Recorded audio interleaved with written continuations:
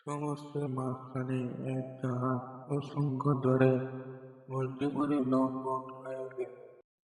সেই জাহাজে ভেসে যাওয়া এক যাত্রী ভাসতে ভাসতে এক নির্জন দ্বীপে এসে পৌঁছইল।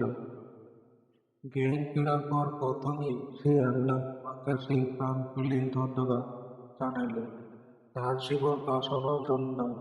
প্রতিদিন যে দ্বীপের তীরে এসে বসে থাকত, যদি কোনো জাহাজ সেই দিকে আসে এ আশায়, কিন্তু প্রতিদিন তাকে হতাশ হয়ে ফিরে আসতে হতো।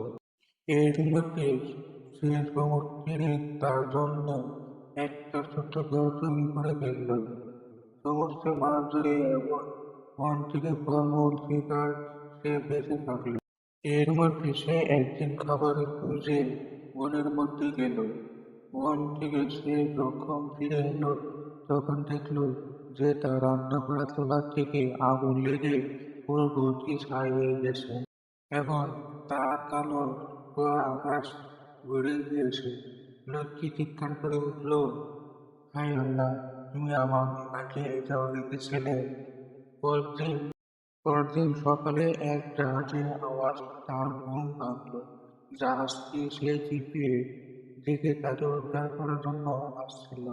সে অবাক হয়ে বলল, তোমরা কিভাবে জানলে যে আমি এখানে আটকা পড়ে আছি? জাহাজের ক্যাপ্টেন জানাইল, তোমার জানানো হওয়ার সংকেত দিতে।